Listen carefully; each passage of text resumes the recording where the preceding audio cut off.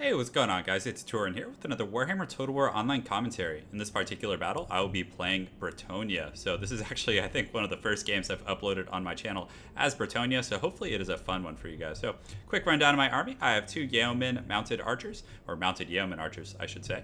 I feel like they're pretty good at harassing Greenskins, shooting at savage orcs, which are a fairly popular pick against Bretonnia because they're very, very good at cutting through low-tier infantry. So, brought two groups of those. I also have a group of Knights of the Realm, so just one of them. Anti-infantry, pretty decent at just, not routing, but, excuse me, cycle charging, flanking, all those type of things, and I think they're relatively cost-effective.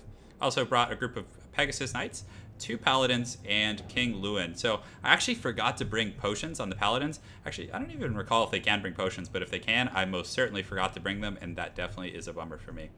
Back here, I have Spearmen at Arms, so two groups with shields. I just had 600 resources, and I figured it would be more cost-effective to get two of them rather than one men at arms, so I have two of those, and then some men at arms with polearms, so they can deal with black orcs, they can deal with cavalry, and they do have charge defense, which is actually pertinent against like savage orcs and things like that, so not a bad choice. Some peasant bowmen, as well as a damsel who has the debuff as well as the unit buff for the melee defense and melee attack. So that's kind of a quick rundown of my army. I didn't bring a trebuchet, although in retrospect, I wish I had. I think having one would be pretty decent, at least at drawing my opponent out. So he has a front line of savage orcs, which are pretty good at dealing with Bretonnian infantry. They're fast, they can chase them down, good shot combat, and are fairly cost effective for only 550 resources against Bretonnia.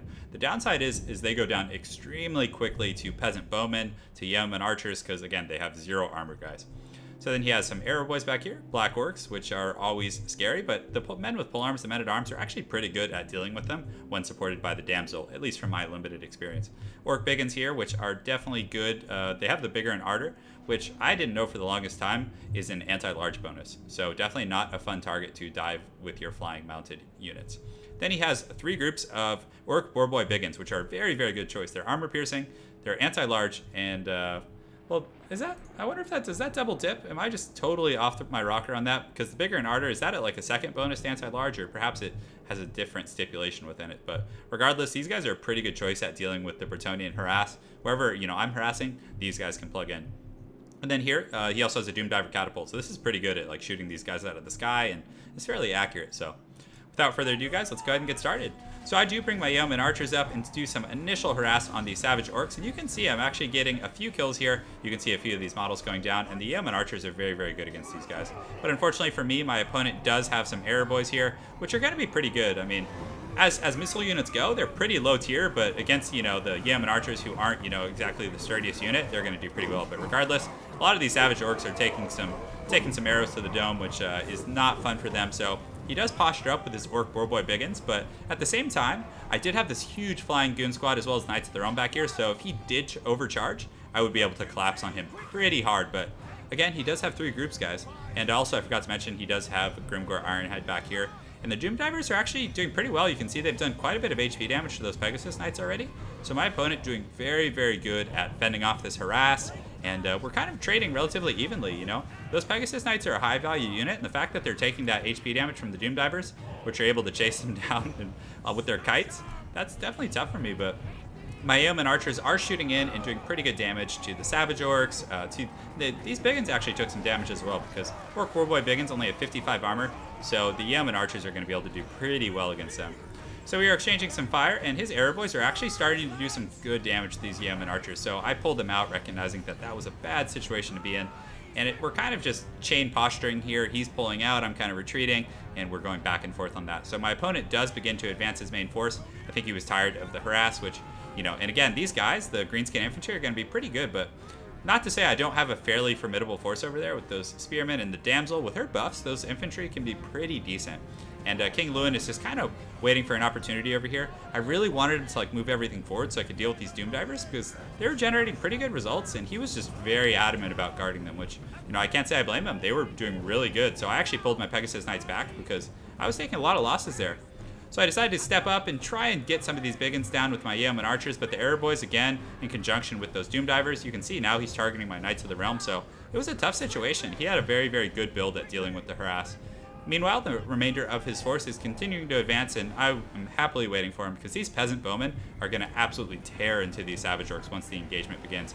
And you can see Grimgor is here. He's ready to party with his giant battle axe. He is definitely a force to be reckoned with. So I'll definitely need to use like King LOUEN or someone like that to deal with him. So the main focal point of the battle is going on back here. My one group of mounted yeoman archers did take a lot of damage. The other one's in decent health and was able to trade relatively effectively with these orc arrow boys here. But regardless, he still has a fairly strong presence. These orc boar boy biggins are in very, very good health, and my Knights of the Realm, as well as my Pegasus Knights, took some good damage. So I'm having to retreat here. So I figured he was very kind of committed back here, so I was going to pull my main force up and start to like maybe harass and cycle charge these savage orcs here, but he is wisely keeping these orc biggins here and, you know, defending and keeping a pretty tight formation. There was nothing, no real big gaps or anything like that. So what I did is I sent a paladin over here and kind of split my forces up. And I was going to use this paladin to dive onto these Doomdiver catapults and hopefully get some decent value out of that. And, you know, it is keeping him occupied. And you see, I notice I'm taking some fire and path them away there. So in the meantime, I have my yeoman archers just kind of poking away at his flanks and continuing to generate relatively good results. And I do have my flying goon squad here just covering my yeoman archers, but I noticed that, you know, he seemed to be focusing attention a little bit back here, so I actually pulled my force right overhead, and then I decided to dive bomb them real quick. And this is going to be good. They're not going to get any charge bonus, and though they do have anti-large, I'm able to get in and do pretty good HP damage. They're now shaken, and they lost a lot of models, and for that I'll probably lose 2 Pegasus Knights, and was able to do pretty good. And also, you have to keep in mind the arrow fire was happening the entire time there, so that actually worked out pretty well, and you can see this force here has now been softened up just enough. And at the same time, I still have that paladin over there. He's just waiting for that Doomdiver to open up, so always a good time.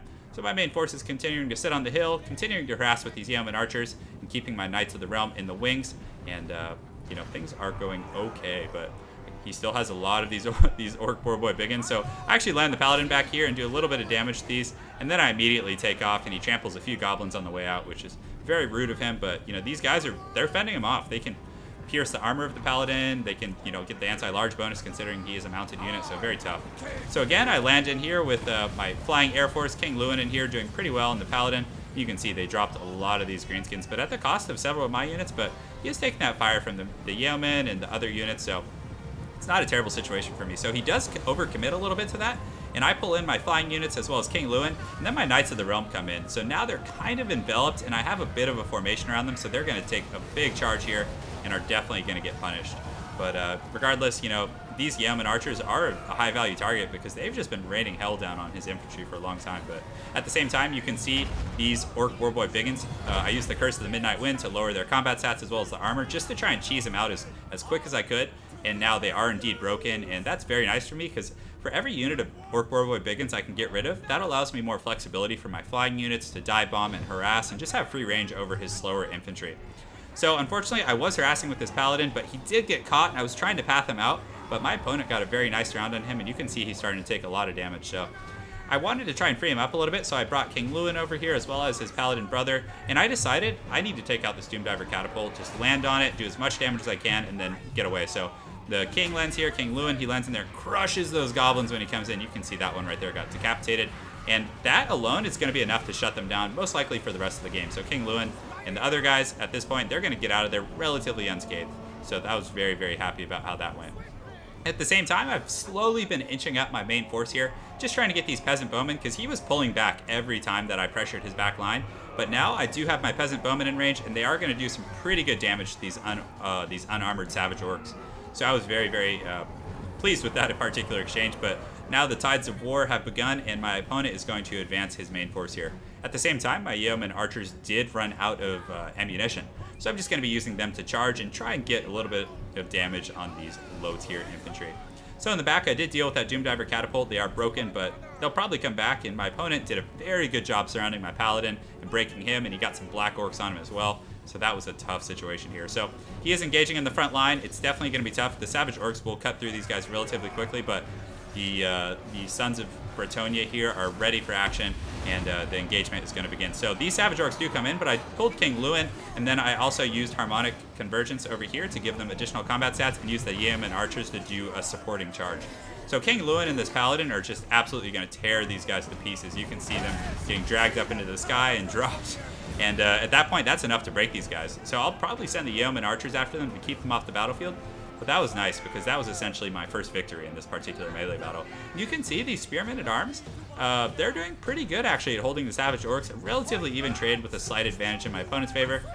And at the same time, my peasant bowmen are just outclassing these arrow boys so much, and they're just raining fire down on them. And it's going very, very well for me in that respect. Over here, my opponent did do a pretty good job with the Savage Orcs, but I did get the Knights of the Realm in there and was able to get a good charge. Unfortunately, I am taking some fire here, but regardless, I was able to distract that force and keep them from getting over here on the flank. So in auxiliary, I still have some men-at-arms with polearms, and I have another group here. So I noticed this was where the battle was really developing. He was sending his Black Orcs over, so I pulled my auxiliary troops and pulled back my primary group, and then I will be engaging them together, and hopefully this will pay off for me. So the big uns, of course, are going to be very, very good against these guys. They're very hard-hitting, and these spearmen are men-at-arms with, I believe, what are they? I got to get their name right. Men-at-arms with polearms. They're not going to do the best. But when the Black Orcs get in here, the armor piercing on these guys isn't going to be bad. And also using the harmonic convergence to give them those additional stats will help. So I do pull King LOUEN in here as well as the Paladin. They're going to fight these Black Orcs and do a pretty good job. Granted, the Black Orcs have armor piercing, and they're going to hit these guys pretty hard. But I just wanted to stall them just for a moment, just to give my forces over here a little bit of time. So then I pull King LOUEN out, and they've done their job. And at the same time, I switched the fire from the Peasant Bowmen onto these Black Orcs. And though they are very heavily armored, that fire over the course of the rest of this battle will add up. And again, this is a high value unit. I need to get rid of them because it's one of the few units left that can do good damage. So I do use the Curse of the Midnight Wind to lower their melee attack as well as their armor, which is exactly what I need for these Peasant Bowmen to be cost effective. So over here, I was able to hold relatively well, and those men-at-arms are actually just holding off the Black Orcs, so I was very happy about that. And at the same time, unfortunately, Grimgor did get over here and is chopping up my peasants, but fear not, the King of Bretonnia himself is coming over, and he is going to do some work on this guy. So him and the Paladin, and I actually have one Pegasus Knight left after all is said and done. They're going to come in here and definitely lay the beat down on him. You see him taking a tumble. And over the next minute or so, they're going to be able to do some really good damage to him. Because King LOUEN is just an absolute beast. If you look at his stats, he is armored, he has armor piercing, really high combat stats, and is just a monster. So he's going to get in there and hopefully do pretty good work against Grimgor Ironhide, who is, unfortunately for him, not supported by any of his Black Orcs. He is alone in this world. So right now, the peasants are continuing to fire into the crowd. I've kept the damsel kind of in the center and have been using her to just periodically buff, but you can see that really atrocious style of warfare is finally paying off. The arrows are just tearing through the remainder of these orcs, and the men-at-arms are actually confident. So I do send the damsel in to help out because she is still a heroic unit and has pretty decent combat stats, so I was not unhappy about that. But Grimgor, unfortunately for him, is now shattered, and I decided to just leave him at that point. Although I probably should have killed him just to get that extra morale push, but regardless, I saw these Orc Warboy Biggins come in to run down my Peasant Bowmen, and I did not want that. So I pull in here and get a nice little charge, and that should immediately rout these guys. Yeah, you can see they're now broken. So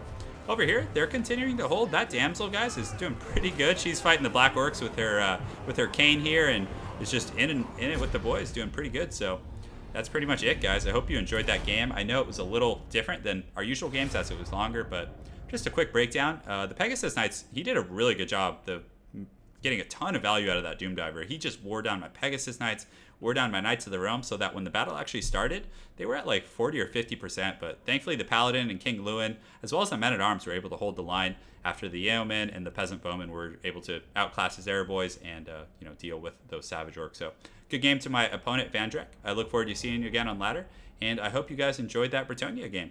And please comment in the section below, let me know if you think that Bretonnia is fun to watch, if you want me to play them more. I know they can be a little atrocious, and at times that can be unpleasant to watch, but again, let me know your thoughts, guys. I'd really appreciate it, and have an excellent night. Thanks again. Take care.